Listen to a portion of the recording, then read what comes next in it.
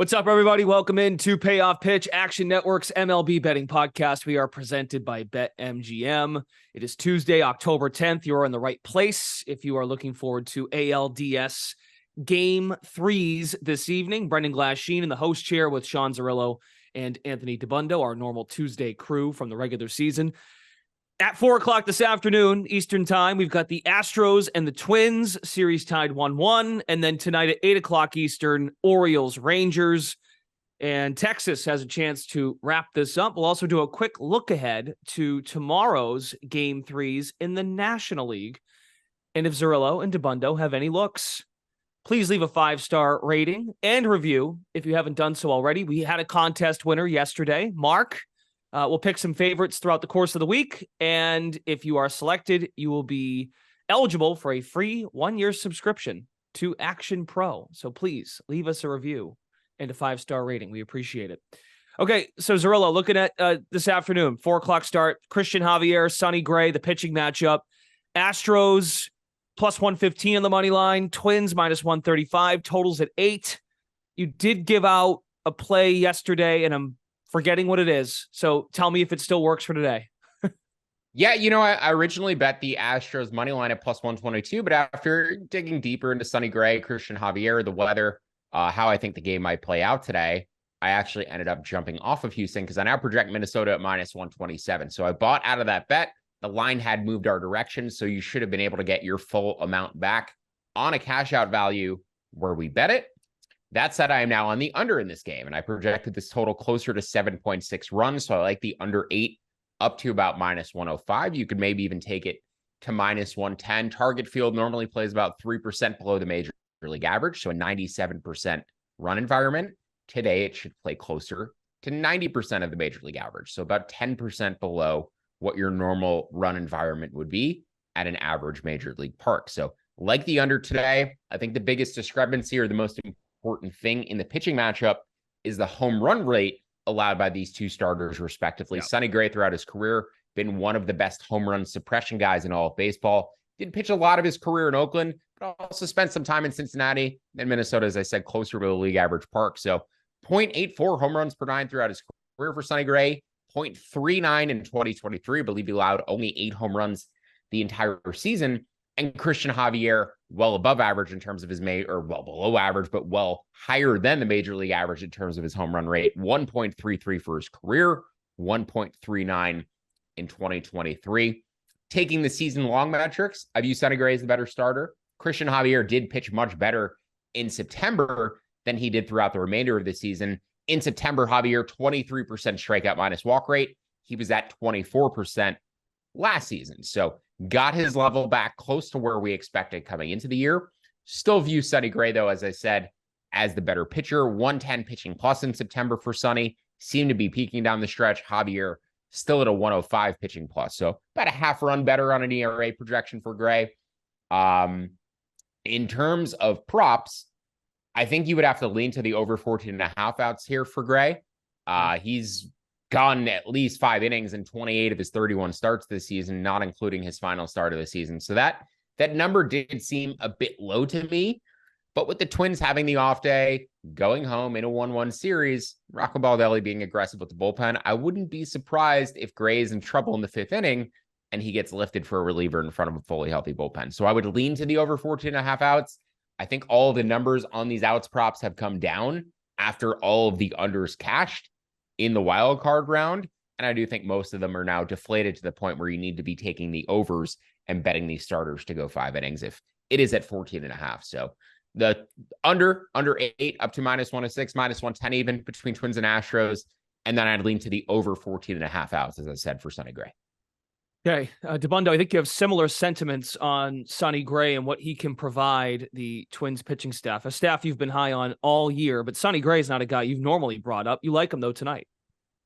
Yeah, I like the over 14.5 outs, minus 140. It has come up a little bit overnight, but I'm still okay with it up to minus 140, which is still out there as we record. You mentioned it, Sean, like he has gone 5 pretty consistently throughout his career. And I know that Baldelli is going to be aggressive tonight, but I also think that he has to think about tomorrow because the Twins don't really have a clear answer on who's pitching tomorrow. And I think it's going to be a combination of Joe Ryan and Kenta Maeda. And so essentially a bullpen game ahead of game 5, which would be Pablo. So I think the Twins, are going to expect 5 from Gray tonight. Doesn't mean necessarily going to get it, but you talked about it with the home runs. I want to kind of put into context here the dominance in his home run suppression numbers. The top 5 in home runs per 9 this year: Charlie Morton, 0.77 is 5th. Blake Snell, 0.75 is 4th. Kyle Bradish is 0.74. He's 3rd. Justin Steele, 0.72. He's 2nd. Number 1 in MLB at 0.39 homers per 9 is Sonny Gray. So that just shows you just how good he's been at keeping the ball in the ballpark. And that is one of the biggest keys to being successful in October. So, I think that's a huge advantage. Javier is an interesting case. So if you pull up his season-long splits from a stuff plus perspective, his fastball is 101 stuff plus, right around league average. Slider is still good, but no real secondary third pitch to rely on. So he's, an average stuff guy with 2 pitches. It's not very good. And that's why he struggled most of the year. Now, if you start putting some caveats in those numbers, last 30 days, fastball stuff 106, slider 112. So a little better. Last 14 days, that's where you start to see the jump. Stuff plus on the fastball, 114 for Javier, slider 116. And if you, go as small as just the last start, the numbers are pretty comparable as well. So 117, 119. So the stuff has started to trend up, and the Astros have thought that it was mechanical, not injury related. So, maybe they found something, they tweaked it, they fixed it, but the results still haven't been that great from Javier. I know, I backed him a couple times down the stretch and even said on this podcast, I'm kind of believing in Javier at this point and that he has turned a corner. But if you look at the logs, the command has not been all that great, and that's led to walks, and then he's given up some inopportune homers. So if you pull up his numbers, his second to last start against Seattle, he couldn't get out of the 5th inning. He gave up 3 runs and 3 walks. So, there are still some concerns. I still don't think he's pitching at the level he was last year, and I still think Gray's the better pitcher. I would lean toward Minnesota. I actually like playing Minnesota on the series price more than the money line today, just because I think they're going to have the pitching advantage in all 3 of the remaining games in the series, including 2 of them at home, and you're going to get minus 110. The Astros said that they don't plan to use Justin Verlander in game 4 on short rest. Now, Dusty may be lying, and they may change course on that if they're down 2-1, but I'm guessing it's going to be some combination of JP France and Jose Urquidy to get through game 4. And then Verlander will be pitching on extra rest in game 5. Pablo will be on regular rest if they need him in game 5. He's better than Verlander. I like Joe Ryan and Maeda better than the Astros crew. And I like Gray more than Javier. So with the better pitching matchup in all 3 games, Minnesota should be favored to win this series. They're minus 110. I'm going to say that that's the better way to play the Twins right now. If you're not already invested, I know Sean and I are both on the series price pre-series. We love this Minnesota team. It's our Twins. But I think that the better way to play Minnesota is not today, but for the series in this one, because they could lose today and I would not count them out. And if they win today, I think they're in a really, really strong position. So I like Minnesota as always. So we ride. Javier. Just 2 more notes I wanted to make. Sorry to interrupt, Brendan. So again, to the under, temperature 56 degrees at first pitch. We normally do not get playoff games or baseball games this late in the year in Minnesota, and they do not have a roof to close like we do in Texas or Houston. So yeah, the under again. They did used to. It used to be a fully dome stadium. Probably the last time they had a playoff game at this point was when the roof was there. It might have been back with Kirby Puckett. Yeah. And the reason we bring up the home run suppression and the home run battle, they flash the stat all the time during these postseason games, but I think it's worth reiterating because it's very stark. Teams who win the home run battle in postseason games since 2019 or since 2018 are 137 and 29. They've won these games at an 83% clip. It's very rare that teams win the home run battle and win the game. It's usually and lose the game. It's usually getting 2 solo shots, and the other team hit a grand slam and they just get more runs off of the home run or what have you. So home run battle is huge. And this is the biggest difference I've seen in home run rates between starting pitchers so far in these playoffs.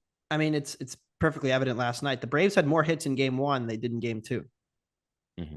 They had 5 hits in game 1. They didn't score. They had 4 hits in game 2. They scored 5 runs because 2 of them were 2-run homers that totally swung the game. So, and no, I'm not still salty, but that is kind of the point, right? Like slugging wins, and the Blue Jays didn't get an extra base hit in the whole series against Minnesota. Houston, outside of Yordan Alvarez, has not hit for power in this series. It's been all Yordan hitting a home run every at bat, and then that's about it. So, I think that when you look at how this matches up, like they just need to pitch around Yordan, and they're going to be okay in this series, I think. Javier outs prop at 12.5. And I know he's been hovering around that 4.5 innings, 5-inning number, at least down the stretch. I kind of like the over Baker too. normally has a bit too long the leash with guys. I've had bets on Houston where I want Dusty to pull guys out and he lets them pitch. Dusty seems to either have complete trust in guys or no trust in guys whatsoever. Him and Chas McCormick still have a very strange relationship. So I don't know. I'm going to be perfectly honest. Like Javier was one of those props that I just stared at and was like, I have no freaking clue what they're going to do with him. So yeah, he could throw 7 shutout innings tonight. He could go once through the order and the Astros turn it over to their bullpen. That's a really tough one to read. I don't know if you have a stronger opinion or take on that, Anthony. It's funny. I got a text from somebody this morning. At first glance, how do you feel about Javier over strikeouts, over outs? Feels so low. And I said, it was not me. If he's any good at all, it flies over. But I have no idea what the plan is. Like, what is the plan? Because the plan might be to use one of France or Urquidy behind him, or to get Hunter Brown some innings in middle relief. So the thing with the Astros is they don't really play them. They don't have any lefties, so they're not playing matchups here, which does make things interesting because like as they get deeper into this game with Javier, who's a 2-pitch guy. And the Twins have a lot of lefties in that middle of that order. So as they start to come up again, where does Houston go? Because they don't really have like a lefty they can go in a high leverage spot to go get a big out against Kepler or against Kirilloff. So I don't know what the plan is. Like, is it going to be Rafael Montero in the 5th inning because he has reverse splits? Like, I don't know. That's going to be a really interesting question. But knowing Dusty, I would lean to the over here, just based on history and how he leaves guys in and his trust in people. And you don't even need him to pitch the whole 5th inning at 12.5. You need him to start and record an out in the 5th inning, which I think is big because, even in his last start against Seattle, he got into the 4th, he was kind of rolling and then he got hit around a little bit that 3rd time through the order. And you saw them pull him, but he still got 14 outs, which is enough to go over the 12.5 here. So yeah, I mean, I would certainly play the over or nothing. I'm not playing under 12.5. He would have to get bombed for that to go under. So, yeah. Yeah, in the wild card round, the totals for these pitcher props were kind of under or pass. And now in the divisional round, they've all sort of moved to the point where they're over or pass. They really seem to have gotten knocked down. That Zach Wheeler opener last night. Oh my goodness. 14.5. That should have been the best playoff pitcher in the history of baseball, bet. Statistically. Yeah, and unlike his fellow Dominican Valdez, he keeps the ball down and gets ground ball outs. This Javier, look at the fly ball rate. That has to be alarming when you consider, as Debundo said, not going to get those double plays to rack up the outs props, quicker. He's got to get fly balls and strikeouts. Yeah, it's and don't forget that he was a fireman at the start of last year too, before they moved him to the rotation. He was so good out of the bullpen, maxing out, going 2 or 3 innings. So if I were Houston, if I were planning out the series strategically, I would tell him to max out, to redline as long as he could. And the moment he gets in trouble, he's out of the game. We'll monitor those pitcher outs as we get deeper in the series, because then you wonder if the leashes get shorter for all these guys, because the meaning of the games get more important as the series continues. Let's go to Orioles Rangers. So again, that first one's at 4:00 Eastern. Keep that in mind, folks. Orioles Rangers 8:00 start tonight. Texas up 2-0. Nathan Eovaldi threw a gem to begin this series. He has a chance to close this out tonight for Texas. It's Dean Kramer on the mound for Baltimore. We were wondering, going back to Friday, what would the Orioles do if they go down 2-0? We were talking about this a little bit yesterday, Debundo. I'll go to Zerillo first. We know it's Kramer. It's Eovaldi for Texas. Where are you leaning for a play in this game 3? Yeah, it's the first time I bet on Texas in the 2023 playoffs. Maybe the first time they will lose a game, because it's the first time I bet on Texas in the 2023 playoffs. And every time I seem to bet chalk and get CLV, we end up losing. But Nathan Eovaldi, based on how he looked in his wild card start last Wednesday, I've had to upgrade him relative to that start. I will just summarize the stats that I listed off my article both last Wednesday and last night. But basically, yes, apologies. Eovaldi has not pitched yet in this series. He pitched that game in the wild card round. Thank you. Yes, in the wild card round against Tampa Bay. But Eovaldi earlier in the year looked tremendous, and I've said, I don't know if he was working with Jacob deGrom to sharpen up his slider or what, but he looked visually as good as he ever had. Before he went on the IL with a forearm strain, he had a 100 pitching plus rating, 17% strikeout minus walk rate, a 2.7 ERA, 3.8 expected FIP. After coming off of the IL, his fastball velocity dropped by a full mile an hour. His pitching plus went from 100 to 91. His stuff plus went from 103 to 96. So everything continued to indicate that Nathan Eovaldi was still hurt, trying to pitch down the stretch for a Rangers team looking to make the playoffs after losing two of their biggest starting pitchers, Jacob deGrom and Max Scherzer, to injury. So it just seemed like Eovaldi was in there to eat innings to try to get Texas over the hump and was really struggling, including in his last start of the regular season. But the one thing I did note, and this should have been a bigger flag for me, and ultimately was the point that mattered most, in his last regular season start, I believe against the Mariners, where he gave up 7 runs, Eovaldi did see his fastball velocity spike again, and it got back up to where it was earlier in the season, even though the results were still very poor. And then he actually maintained that velocity in his last start against Tampa Bay and had much better results. So it appears as though Nathan Eovaldi may be healthy again. I'm not sure if he's 100%, but definitely much closer to 100% than he has been for the past 6 weeks. And I've had to upgrade him again back to where he was closer to earlier in the season. And if he's going to pitch at that level, he's certainly a better pitcher than Dean Kramer. Kramer, a 5 ERA or 5 expected ERA this season, a 4.14 actual ERA. So he's been a negative regression candidate throughout the year. Subpar pitch modeling metrics. I believe he has a below 100 in terms of his pitch modeling numbers. And this is the first time I've given Texas a pitching advantage in a game in these playoffs. You know, the Orioles back into the rotation was the big concern, and going down 2-0, now giving Texas the pitching advantage for games 3 and 4 on the road. The only spot I really give Baltimore the advantage in this game is a very slight bullpen edge. And we really haven't even seen that play out in this series. It seems like these bullpens are comparable, if not even Texas having the better relievers, the more effective relievers. But that is the one place on paper I give Baltimore the advantage. Everything else, home field, offense, defense, all points to Texas in this matchup. And it's really even difficult to quantify the advantage to which they have the offensive edge. You know, just looking at splits, Baltimore got much better against lefties than righties throughout the season. Their split sort of grew, so they're in their lesser split today. Opposite was true for Texas. Their splits got better against righties throughout the season and lesser against lefties. But then there's the Evan Carter factor, and this fact that the kid is just won't stop getting on base. He sees 8 pitches every at bat in the 9-hole for this Rangers lineup. He's a huge X factor. And when you get to the bottom of the lineup as a pitcher, you want those free outs. Evan Carter seems to be the most difficult at bat in their lineup right now. And it's absolute torture before you flip the lineup over to face Marcus Semien and Corey Seager, because you can't get through this guy in fewer than 8 pitches. So yeah, I think, you know, the offensive splits don't even fully capture what Carter is providing to the bottom of that lineup right now and how difficult it is to get through them 1 through 9. So I made Texas closer to minus 170 for the first 5 innings today, closer to about minus 150 for the full game. You could bet those up to minus 150 and minus 140 respectively. And we're going to bet Texas for the first time today. And I'll let Anthony, I'll see the floor to Anthony to talk about Nathan Eovaldi's props, but I would lean over there as well. Let me jump in quick to Bundo. So Eovaldi has not faced Baltimore this year. I know it's a different looking Orioles team than the past, but in his career against Baltimore, 8-2 record, 90 strikeouts to 28 walks in 18 starts. Dean Kramer faced Texas at the end of May, so not much to work with in terms of a head-to-head this season. But yeah, your thoughts on Eovaldi if he's turned a corner since that wild card start? Yeah, I think we all kind of missed it because it's hard to not look at the stat line and then be like, oh yeah, he was still bad, right? Like if you go back to that last regular season start, that is a pretty strong indicator that like, oh, he was still not right, but we missed it and didn't go through the numbers. If you just pull up his game log velocity, and I did this in my preview for this game, which I wrote on the Action Network app and on the website, it's a pretty strong trend line where the entire season, he started the year at 96, 97 at one point, 95.5 first half of the season, and then it dramatically fell off below 94.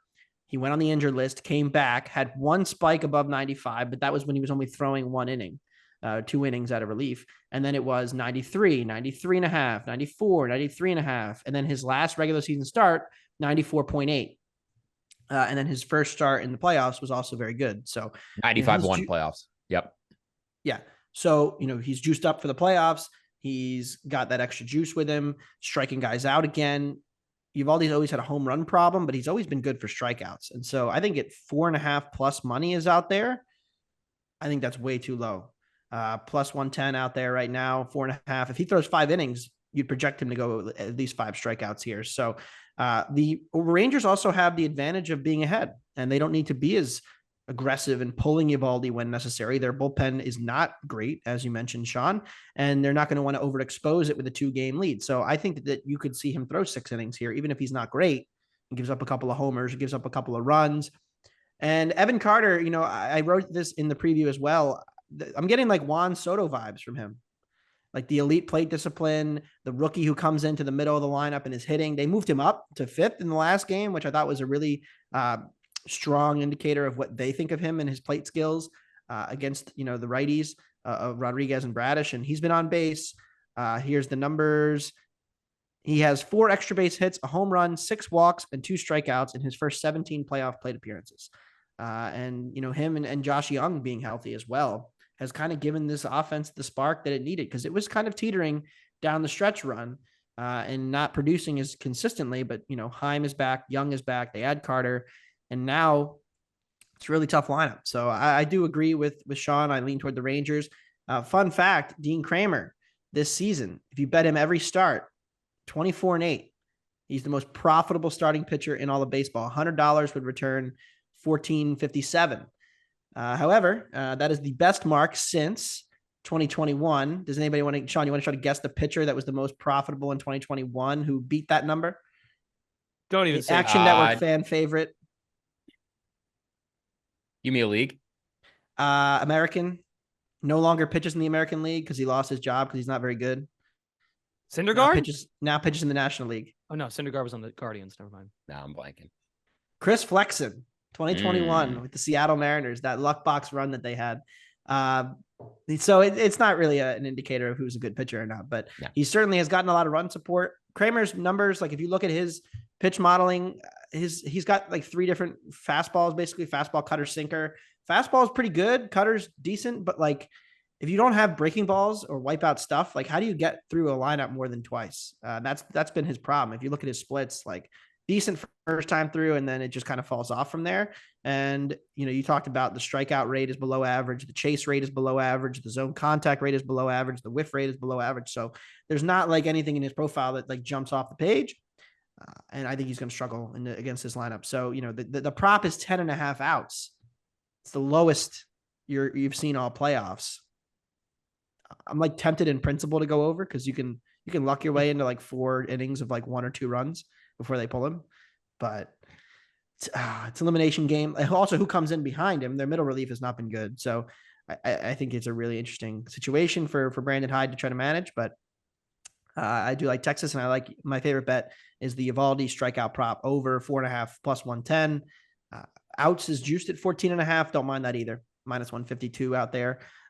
I think that these numbers have come down way too far. The most profitable pitcher in our Action Labs database is a good pitcher. It's Adam Wainwright. So dating back to 2005, right. Adam Wainwright plus 46.73 for a consistent $100 better, 11.4% ROI. But then the guys behind him are like Chris Tillman, Mark Burley, pretty good. Wei-Yin Chen, Herman Marquez. So there's some funny names. Herman Marquez, the most profitable pitchers in our database. Max Fried is top 6. Well, if you backed him last night, you did win. "Quote unquote." Evan John Carter, Lester 7th, Clayton Kershaw 8th, Johnny Cueto 9th. There's some fun names on here, but then you get like Ivan Nova 10th. So you get your Hall of Famers and you get your Ivan Novas mixed in together. It's a funny list to look at. I'm curious who the worst is. Do you have that in front of you? I do. In terms of money, we're not going by ROI because if you go by ROI, you're just going to get the guy who went 0-1 and lost you $100. But in terms of money, the least profitable pitcher ever, Jeff Samardzija, minus 36.24, minus 15% ROI. Edwin Jackson, Matt King, Chris Archer, Kevin Gausman. I was thinking Chris Archer. That was going to be my guess. And the 6th name on this list is a bit concerning because it's Sonny Gray. It all comes back to that. It just means he's due, Sean. It does. It just means he's Now, Sonny pitched on the Oakland A's for a large part of his career, and the post Moneyball Oakland A's teams that were not very good. He was on the Reds, I believe, when they bad went in New York playoffs a couple of years. But yeah, Sonny's played on a lot of bad teams throughout his career and has always been considered a good pitcher, and probably was a favorite a lot in those starts that the A's were losing for him. So curious to see how his first five performance checks out. I think that's a bit more fair and indicative of how these guys perform relative to market if you just look at their first five performance. Bundo, Evan Carter, total bases at a half base over juice to -145. He's going to walk 4 times. Okay, so don't do that. Yeah, I just think he walks a lot. I think it's, and that was the thing on Carter, right? The scouting report, great defender, great plate skills. Will he hit for power? So far, he has hit for power. I haven't looked at deeper into the batted ball stats. I mean, it's still early. He's had 35 at bats, but the plate skills are certainly translating. The question is with the power, and so I would not necessarily be running to back his props. Let me just pull up. I called him Steven Kwan with power the other day. I think that's a more fair comp for him than Juan Soto. Yeah, he's got 4 barrels already and 107 max EV, so it's not bad. I mean, it's not great either, though. I mean, but 16% walk rate is crazy.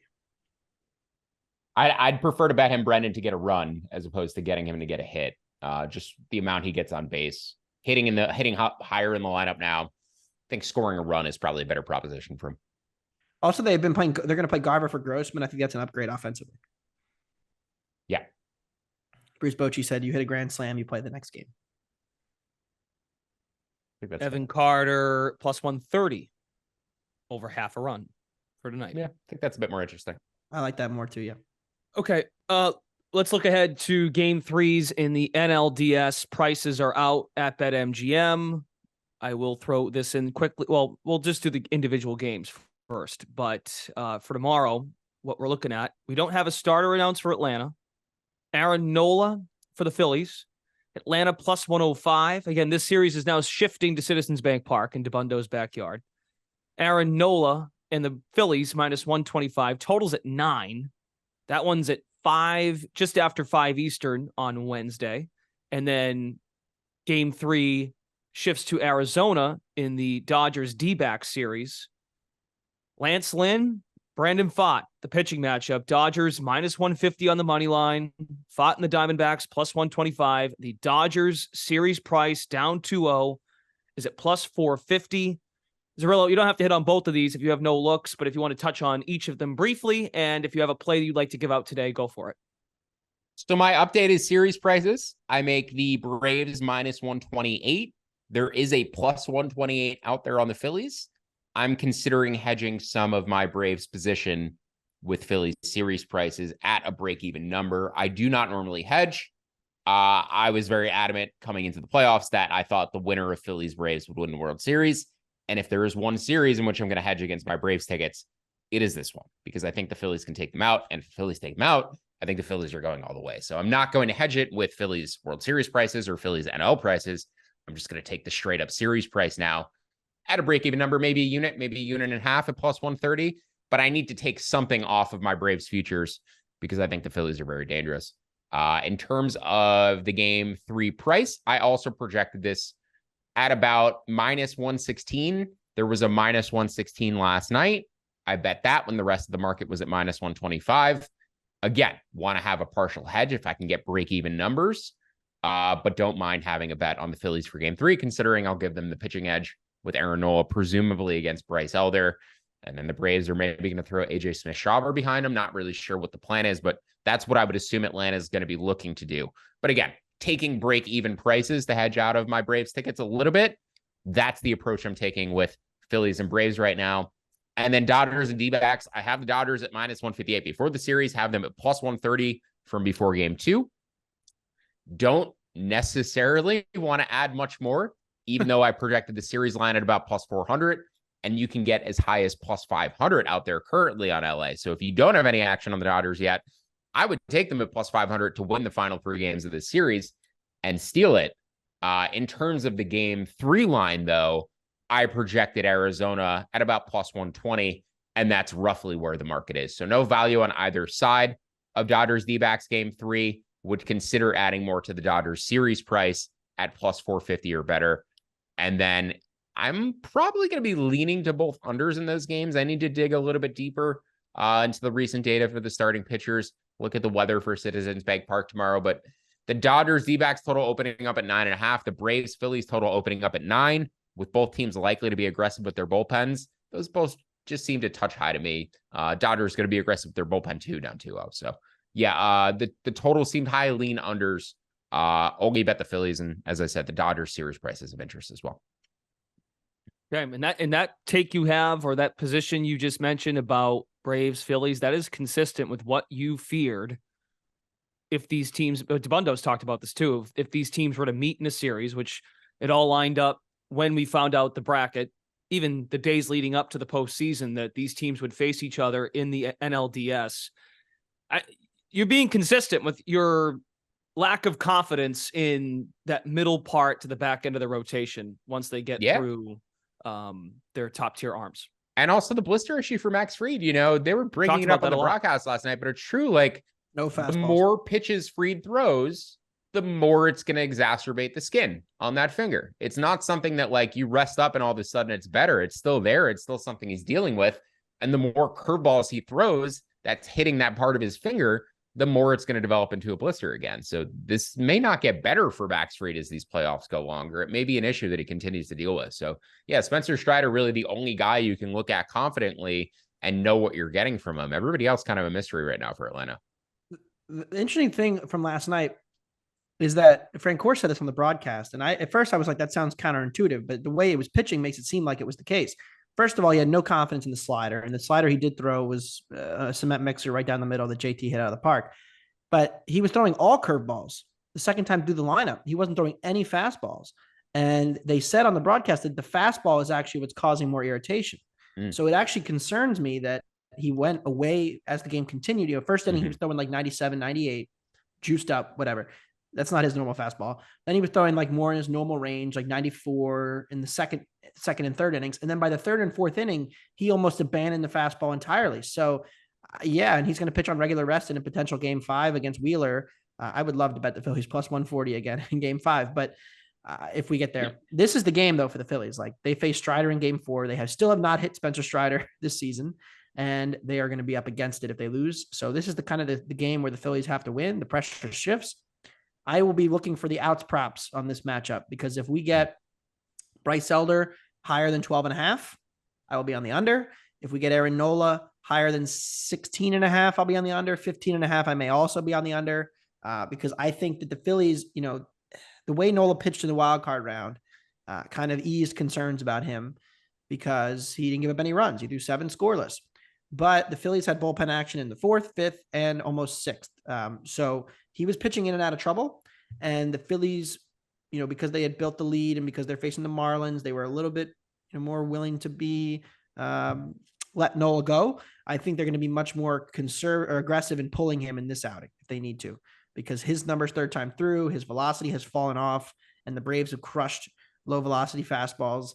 So I think if Nola gets in trouble in the 5th or even the 6th early, he will get pulled. So I'm looking for Nola unders. I know I'm wearing an Aaron Nola jersey. I changed my Twitter name to Aaron Nola Enjoyer this month, but I think that this is a tough matchup, and he is not going to have a long leash, even if he's effective. So I would look immediately to the unders on Nola. If they're above that key 15, then that's where I'm looking. So, and Elder too. I think Elder will start. They may open for him, but Smith-Shawver is going to be a big part in game 3, I think. So I think Elder's regression is hit. His numbers are poor and his days are limited. So it should be a fun game 3. I agree the total's a little high. I mean, the Phillies and Braves played a regular season game with pretty comparable weather. It was like 65 in the summer. I went back and checked the weather, and the total opened 9. The Phillies opened minus 110. They closed about minus 120, and the total closed 8.5. Game ended 3-1 in extras or something, 4-1 in extras. It was 0-0 going into the extra innings. Elder and Nola both threw gems. But again, that's Elder and Nola on regular season's time. This is way more bullpen usage.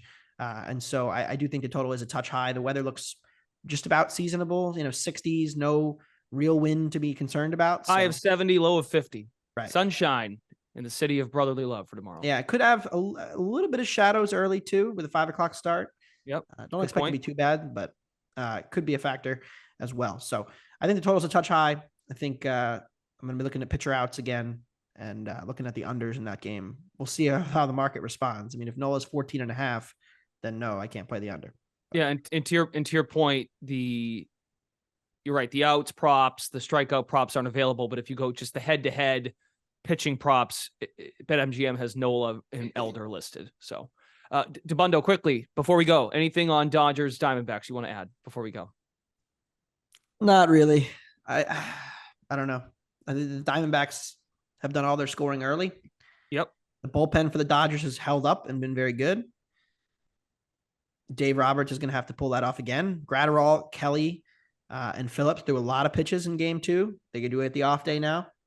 But, I think we may have underrated this Diamondbacks pen a little bit with Ginkle and Sewald. I think that's been the biggest surprise to me relative to like what we said 4 days ago about this team, is that at least the top 2 guys, which with all these off days, they've been able to use them a lot. Ginkle and Sewald are very good. So that's the saving grace for Arizona. But also Mookie Betts can Fott get to them without? No, probably right. Not. Yeah. Okay. But can Lance Lynn give you 5 innings? I don't know. I have more faith in Lynn than Fott. I mean, I've liked both guys all year, and they've both been relatively poor. But the thing with the Dodgers is that their 2 best players, their 2 MVP candidates, have not hit. So, I mean, that's baseball. But like, if Mookie Betts goes 0-4 and Freddie Freeman strikes out with the bases loaded and grounds into a double play, then they're not going to win anything. So that's just the reality. I can't believe that by Thursday, and I don't know how our shows are going to play out because of how these series go. Obviously, we're here all week. I can't wait for Tanner McGrath to get on here because he told me to rip up the Arizona Diamondbacks ticket. He said punked. They're going to punk the Diamondbacks. He sure did. And interesting how that worked out for him because he's not on the schedule till Thursday. And Charlie did too, but Charlie was not as much conviction as Tanner. But we're all friends here, just all in good fun. All right, gents, I think that's it. Again, you can find Zerillo's write-up. He's got a full breakdown for these game 3s tonight. It's titled MLB Predictions, Odds Today, Picks for Astros, Twins, Orioles, Rangers, Action Network app. Debundo's got a write-up as well. You can find both of their articles, actionnetwork.com, Action Network app. And if they add anything, find them in the app and follow them there, should they add anything for today as well as tomorrow. Speaking of which, tomorrow we will have Charlie DiSturco and BJ Cunningham joining me on the podcast to get ready for more NLDS action. Best of luck, everybody. Again, leave a 5-star rating and a review for a chance to win yourself an Action Network Pro account. We'll do another winner at the end of the week. For Sean Zerillo and Anthony Debundo, Brendan Glasheen, thanks for listening to Payoff Pitch, Action Network's MLB betting podcast presented by BetMGM. Enjoy the games tonight, and we'll talk to you tomorrow. Go Phils.